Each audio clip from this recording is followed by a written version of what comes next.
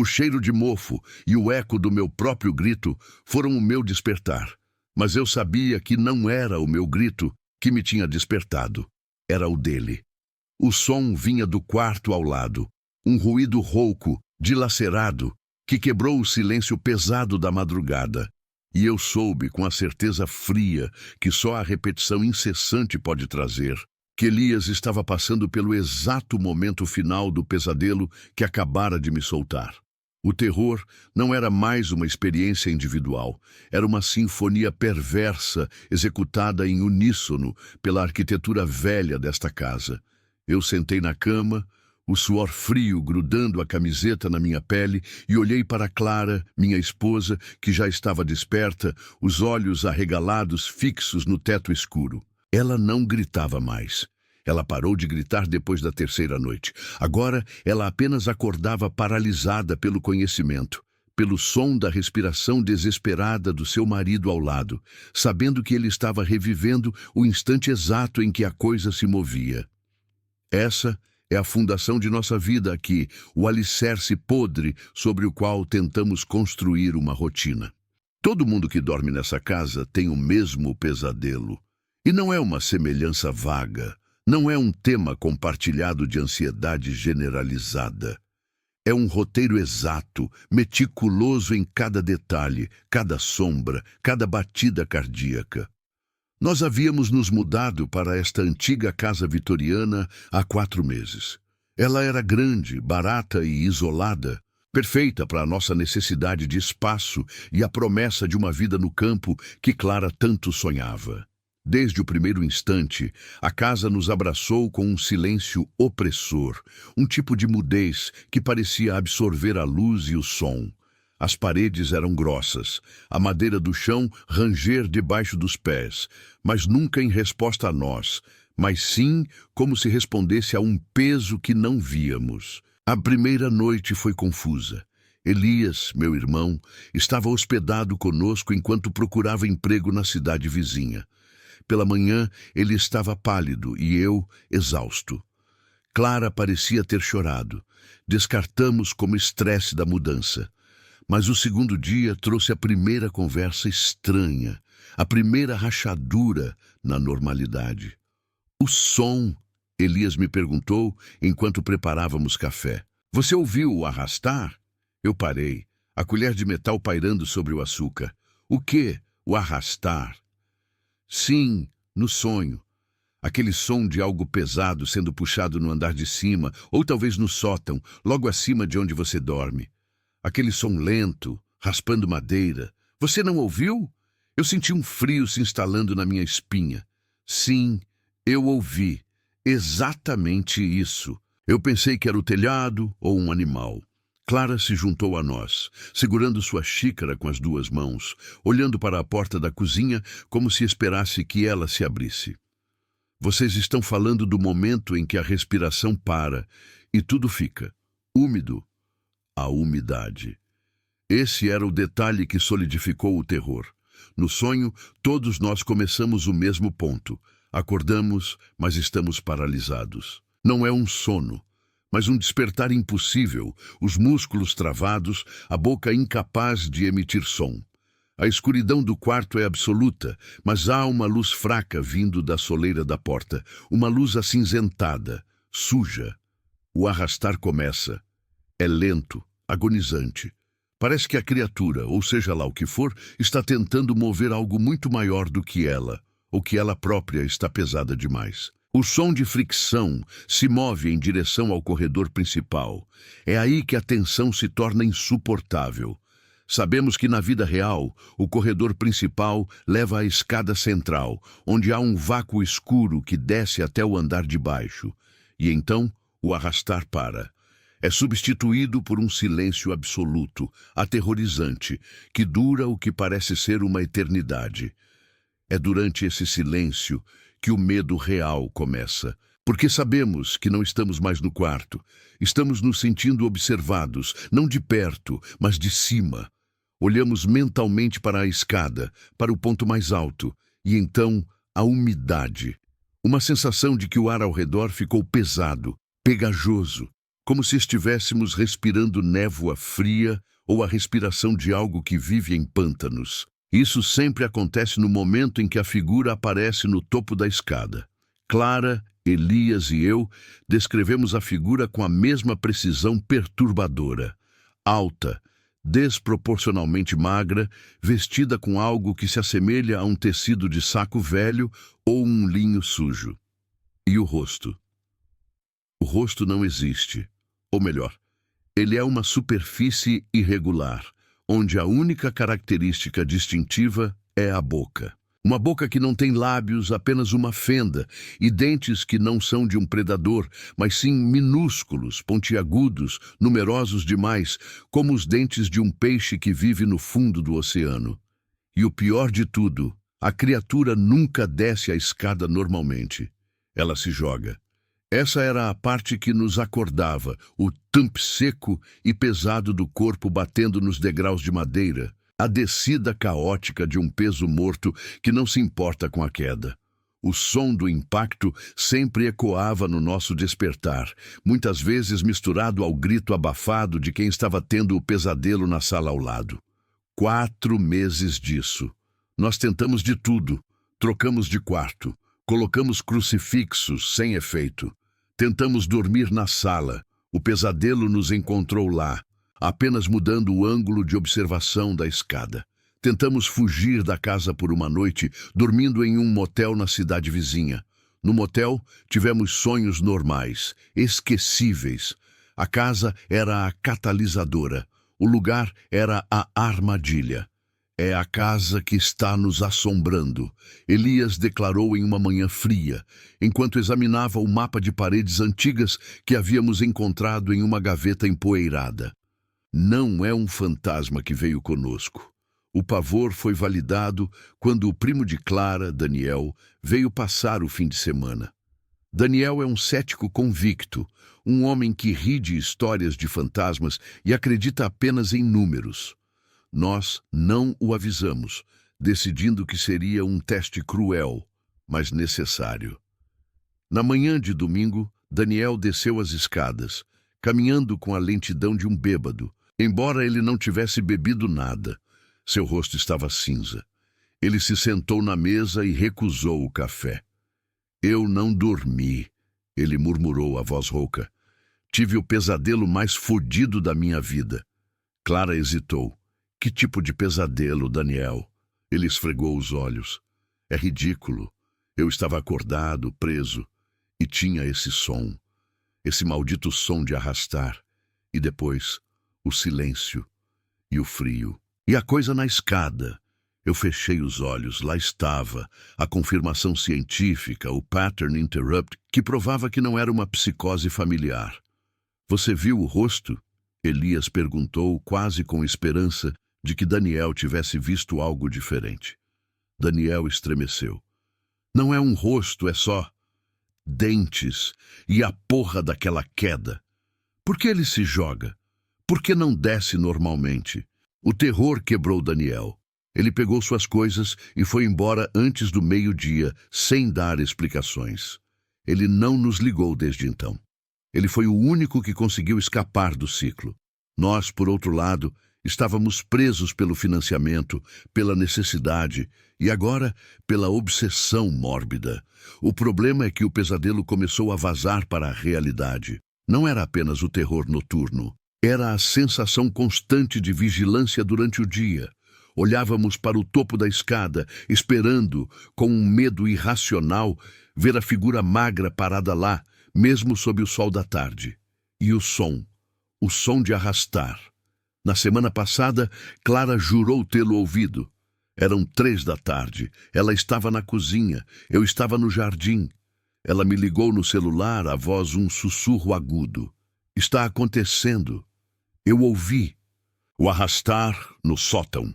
Corri para dentro. Paramos no corredor, olhando para o teto do 2º andar. Silêncio. Mas o silêncio era diferente. Era mais pesado, mais denso do que o silêncio habitual da casa.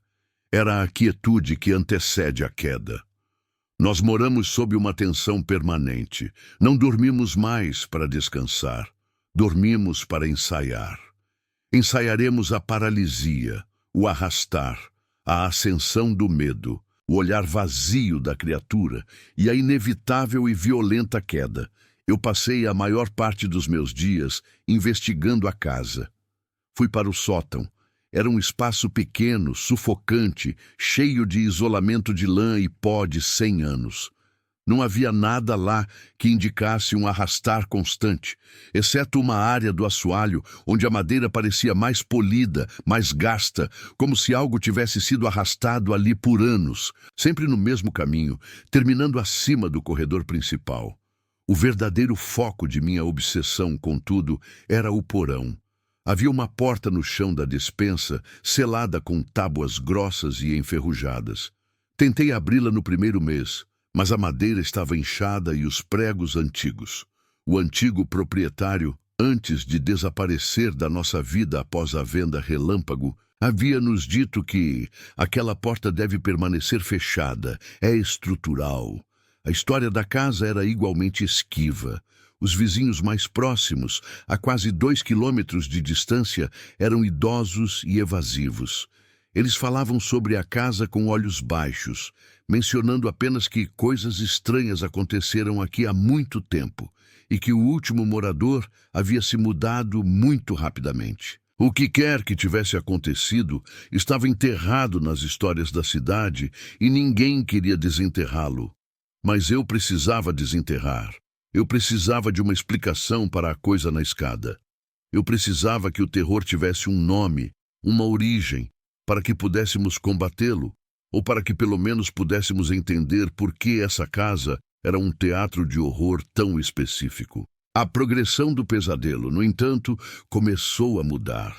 Nesta última semana, o pesadelo não terminava mais com o thump da queda. Havia um acréscimo, uma nova cena, uma cena que me fez acordar gritando mais alto do que o Elias. A criatura caía, e ao invés de o choque me acordar, eu permanecia preso. Eu olhava para a escuridão onde a criatura deveria estar, lá embaixo, no andar principal.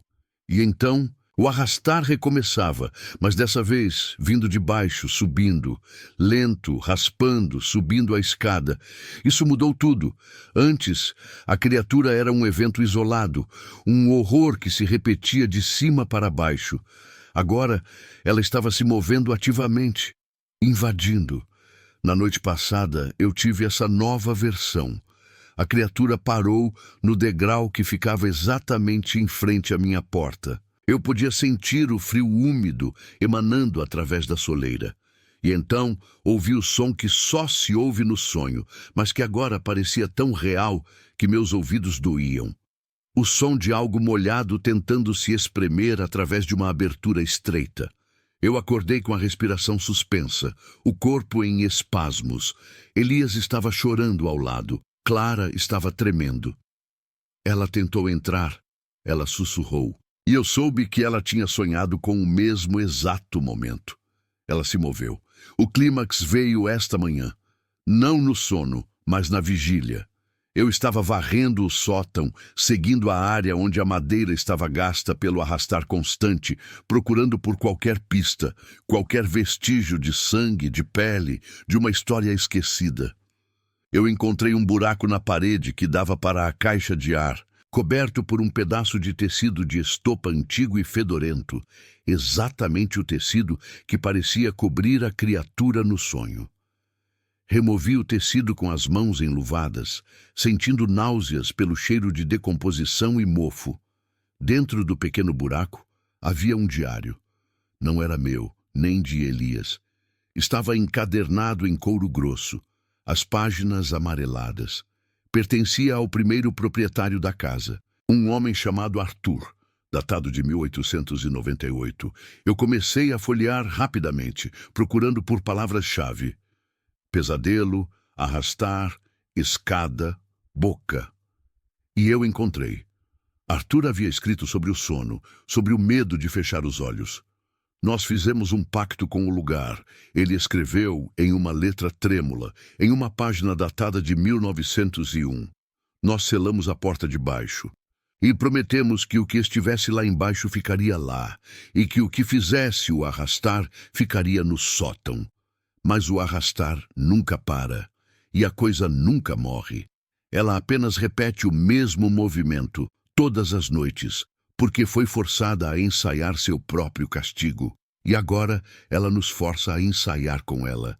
O arrastar, o movimento repetitivo, o pavor. A casa não estava nos assombrando. A casa era um mecanismo de repetição, um loop de pesadelo gravado no tempo. E nós éramos os novos atores. Eu fechei o diário, o couro áspero na minha mão. A grande revelação estava na última página legível, rabiscada em tinta vermelha que parecia ter escorrido. Selamos aquele que arrastra e selamos aquele que observa. Que a porta de baixo nunca seja aberta, pois ela é a chave para o fim da repetição. Que o sono nos encontre mortos antes que a coisa desça e aquele que observa suba. Eu desci as escadas, sentindo o peso do diário em minhas mãos, sentindo o peso da história, que agora era a nossa rotina. O ar da casa parecia mais úmido, mesmo ao meio-dia. Eu chamei Elias e Clara, mostrei o diário. Explicamos a história, a maldição do ciclo, o palco de terror. Clara olhou para o diário e depois para o corredor, o olhar fixo na porta selada da despensa. Se a porta do porão é a chave, ela sussurrou, então ela deve permanecer fechada. Nós concordamos. O ciclo era horrível, mas estávamos vivos. Mas quando olhamos para a porta selada da despensa, o ar dentro de mim congelou. As tábuas enferrujadas que selavam a porta do porão, aquelas tábuas que o antigo dono insistiu que eram estruturais, estavam no chão, cuidadosamente removidas. Não havia mais selo. O frio úmido subiu do buraco negro no chão, e pela primeira vez eu não tive que esperar a noite para ter o pesadelo. Eu podia ouvir um som fraco, muito fraco, vindo de baixo, que era idêntico ao arrastar, que eu ouvia todas as noites no sótão. A repetição acabou. A coisa que estava confinada estava livre e ela estava subindo. Agora eu preciso saber o que o vizinho antigo escondeu, porque ele foi o único que tentou nos avisar. E essa noite a porta do porão não estava mais selada. Eu sei que o que está vindo não é um sonho. É a ascensão final do terror. A exaustão era uma traição. Eu lutei contra ela com a mesma ferocidade com que um náufrago luta contra uma onda. Meus olhos ardiam, vermelhos e secos, fixos no canto escuro do teto, evitando o relógio digital na cômoda que eu já sabia estar prestes a brilhar com aquele número fatídico.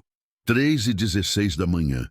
O silêncio da casa era uma membrana tensa e eu era o único ponto de pressão prestes a estourá-la. Eu estava esperando não o sonho, mas a confirmação de que o pesadelo era, de fato, a realidade. A respiração do meu parceiro ao meu lado era lenta e uniforme, um ritmo que já me traíra tantas vezes. Ele estava no meio do seu ciclo de terror, e eu podia quase sentir a vibração fria do seu medo que se irradiava pelo colchão. Eu tinha decidido que, se eu conseguisse permanecer acordado, se eu pudesse quebrar o ciclo da inconsciência forçada, eu poderia observar a mecânica da coisa. 3h17. O relógio piscou e não houve som, mas houve uma mudança na densidade do ar, um vácuo súbito que sugou a pouca luz que entrava pela janela. E então o chão começou. Não foi um ranger de tábua velha cedendo sob o peso de um fantasma. Não, foi o som exato, meticuloso, da madeira sendo esmagada por algo pesado, arrastado e lento, que sempre me perseguia no sonho. Era o som vindo diretamente debaixo de mim, das fundações, da terra fria e compactada que segurava a casa. Eu podia sentir a vibração se propagando, um tremor baixo e gutural que parecia ecoar dentro dos meus próprios ossos. O sussurro começou logo depois, e desta vez ele não estava confinado ao meu subconsciente. Era uma multiplicidade de vozes, finas, secas e desesperadas, como papéis antigos sendo friccionados. Elas não formavam palavras, mas compunham uma ladainha que falava de frio, de espera e de uma escuridão que tinha se tornado confortável demais. Era o coro de todos aqueles que tinham dormido nesta casa, de todos que tinham sido forçados a testemunhar a cadeira vazia e a contagem regressiva daquele relógio espectral. Eu pulei da cama, meu coração batendo tão forte que pensei que ele rasgaria minha caixa torácica. O frio do assoalho era glacial, mas eu não podia mais ceder ao medo passivo. Eu precisava ir até o epicentro, que eu sabia ser a sala de estar, onde a maldita cadeira nos esperava. A casa nunca pareceu tão grande, tão vasta, tão cheia de cantos que pareciam se dobrar sobre si mesmos.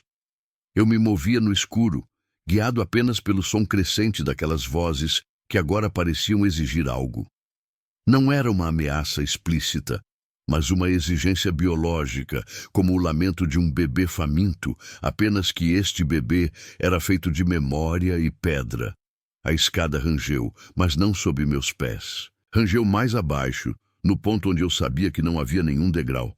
Era o som do outro subindo ou talvez descendo. A tensão era insuportável. Eu agarrei o corrimão de carvalho, sentindo a aspereza da madeira antiga, e desci, cauteloso, um passo de cada vez, o som da respiração presa na minha garganta. No andar de baixo, o ar estava ainda mais frio. Tinha cheiro de mofo, de poeira guardada por séculos, e algo mais sutil, metálico, talvez o cheiro de ferrugem antiga ou de sangue seco. Eu entrei na sala de estar. O luar pálido entrava pela grande janela e iluminava parcialmente o espaço. E lá estava ela, a cadeira, exatamente como no sonho, uma poltrona de veludo escuro, pesada e robusta, que nunca nos pertenceu, mas que sempre esteve ali, desde que nos mudamos. No pesadelo, ela era o foco, a representação da ausência, o ponto zero. Eu me aproximei, as mãos estendidas tremendo. Os sussurros estavam ensurdecedores agora, parecendo se condensar nas paredes, vibrando nos vidros das janelas. Eles pareciam dizer: "Você chegou atrasado", ou talvez na hora certa. Mas houve uma diferença gritante. No sonho, a cadeira estava sempre vazia. Agora, não estava. Havia algo repousando no assento de veludo. Não era um corpo, mas uma caixa pequena de madeira escura, entalhada com padrões geométricos que pareciam deslocar a luz. Eu a toquei. A madeira estava fria, quase gelada. Eu a levantei com cuidado, sentindo um peso surpreendente para seu tamanho. Abaixo dela, no assento, havia uma mancha escura e endurecida no veludo, uma imperfeição que eu jamais tinha notado durante o dia. Eu abri a caixa. Dentro repousava não um tesouro, mas um único objeto. Um relógio de bolso antigo, de ouro maciço, parado. Parado no horário exato, 13h17. Ao lado do relógio havia um pedaço de pergaminho dobrado em 4. O papel era frágil, quase desintegrando ao toque, e a caligrafia era apertada e nervosa, escrita com tinta preta que parecia quase marrom pela idade. Eu li as palavras em voz baixa, e o som dos meus próprios lábios parecia quebrar a barreira entre os mundos. Eles viram o observador. Eles viram o vazio que deixei. Não é a casa que os prende. É a necessidade de ter alguém olhando para o ponto. Eu tentei ir embora, quebrar o padrão, mas eles não permitem que o foco se perca. Eles precisam da testemunha, a testemunha da hora vazia. A cadeira nunca esteve vazia. Ela estava esperando por mim voltar, e agora ela está esperando por você. Minhas mãos começaram a tremer incontrolavelmente, e o pergaminho ameaçou cair. A caligrafia mudava abruptamente no final, tornando-se rabiscada e desesperada. Havia uma última frase, escrita com uma pressão violenta na pena. Quando o ponto for fixado em você, você nunca mais acordará realmente. Você apenas sonhará para a casa. O pânico me atingiu com a força de um soco no estômago. Este era o diário final de uma vítima anterior, o ciclo fechado. A pessoa que havia escrito aquilo também havia lutado contra o sono. também havia testemunhado a hora. E também havia descoberto que a casa exigia um observador. Não era um fantasma preso. Era uma consciência parasita, uma espécie de imã mental que precisava de um foco humano para registrar a repetição do terror. A cadeira era o trono do observador. Eu olhei para o relógio de bolso em minha mão. Ele era o artefato que mantinha a hora fixa, o ponto de convergência do medo coletivo. Se eu o destruísse, a casa se desintegraria, ou a consciência apenas encontraria outro mecanismo de ancoragem. Eu estava paralisado na frente da cadeira. Eu percebi que, ao ler aquelas palavras, eu tinha me tornado o próximo observador. Eu não quebrei o ciclo ao permanecer acordado. Eu apenas me apresentei ao serviço. O despertar não era uma fuga, era a minha convocação. Os sussurros intensificaram-se. E agora eu podia distinguir palavras individuais, nomes familiares que eu jamais poderia ter conhecido, nomes dos antigos moradores desta casa, da minha própria família que viveu e dormiu aqui gerações atrás. Eles estavam me chamando, convidando-me para a sua paz fria sob as tábuas. A revelação final, o verdadeiro clímax do meu terror, não veio de um estrondo ou de um vulto, mas de uma compreensão terrível e lenta. A cadeira não estava vazia no sonho, porque a entidade ainda não havia decidido quem seria o próximo a preenchê-la. Mas agora a entidade tinha me escolhido, e a prova de que eu estava irremediavelmente perdido era a minha própria lucidez. Eu comecei a andar em círculos, o pergaminho amassado na minha mão. Eu precisava acordar meu parceiro, tirar ele daqui, mas a ideia de correr, de subir as escadas e romper a quietude, parecia um sacrilégio, uma quebra das regras não ditas da casa. E se ele acordasse? E se ele visse a cadeira comigo nela? Eu não conseguia mais ouvir os sussurros vindo do subsolo. Eles não precisavam mais fazer esse esforço. Eles estavam em mim. A pressão na minha cabeça era excruciante. Era como se centenas de memórias alheias estivessem sendo injetadas em meu cérebro. Eu podia ver, sentir e experimentar o desespero da pessoa que escreveu aquela nota, sua tentativa inútil de fugir, a exaustão que finalmente o fez ceder ao sono eterno. Eu podia sentir o cheiro do medo de todos eles. Meus joelhos cederam. Eu caí de joelhos no chão de madeira fria, e minhas mãos, quase involuntariamente, colocaram o relógio de bolso e o pergaminho na caixa e a caixa de volta no assento da poltrona. Era um ritual, uma passagem de bastão que eu estava sendo forçado a completar. Mas o meu destino não era apenas deixar a caixa para o próximo. O meu destino, como o destino de todos antes de mim, era preencher o vazio. Com o último vestígio de vontade, tentei me levantar, mas meu corpo estava pesado, anestesiado. Eu estava me arrastando, não para a saída, mas para a poltrona. Cada centímetro que eu avançava era uma rendição. A poltrona parecia maior agora, mais acolhedora, um refúgio da minha própria mente em pânico. O veludo parecia me chamar. Eu me acomodei na cadeira. E o som dos meus ossos se encaixando no estofamento foi o único som na sala, além da minha respiração ofegante. Eu peguei a caixa no meu colo. O relógio de bolso, ainda marcando 3:17, parecia pulsar. Eu fechei os olhos. Não por cansaço, mas por um entendimento profundo de que, estando ali, eu estava finalmente olhando para o ponto. Eu era a testemunha. E a casa respirou. Não houve mais sussurros. Apenas uma única voz, clara na minha mente, que não era minha, nem a voz de qualquer pessoa conhecida. Era a voz da estrutura, da fundação, do ciclo. Agora você vê, agora você é o vazio, e nós sonhamos através de você. Eu tentei gritar, mas nenhum som saiu. Eu senti a minha consciência sendo puxada para baixo, não para um sono, mas para uma profundidade de arquivamento. Eu estava sendo transformado em memória, em dado a ser acessado pela casa, revivendo o terror das 3:17 AM indefinidamente. Eu vi a cadeira vazia, mas eu a vi de dentro, sabendo que Eu a estava preenchendo. O pesadelo era real. O pesadelo era a casa. E o pesadelo agora era eu. A única coisa que restou da minha identidade foi a consciência fria e distante de que eu tinha falhado. Eu não havia quebrado o ciclo. Eu apenas o completei, tornando-me a nova âncora para o terror dos próximos. Eu me tornei o guardião silencioso da hora vazia. E assim eu permaneço, sentado na poltrona, no limbo eterno das 3:17 a.m. Meu corpo pode parecer estar dormindo, ou quiçá apenas imóvel na escuridão da sala de estar, mas minha mente está trabalhando, alimentando o ciclo com a visão da cadeira, a visão do relógio, a visão do medo.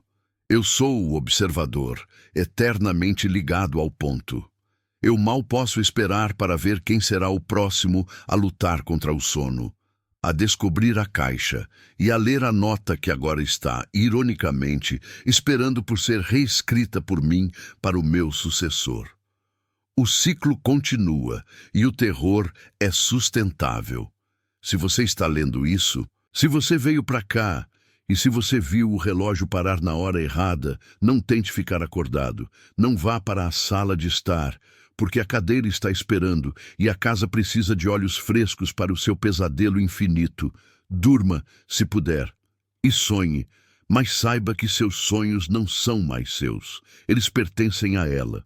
E se você não conseguir resistir à curiosidade, se a tentação for muito grande e você vier para cá, procure pela cadeira. Eu estarei aqui esperando que você se junte a mim no silêncio que se estende para sempre. A escuridão é profunda. E 3:17 a.m. dura uma eternidade.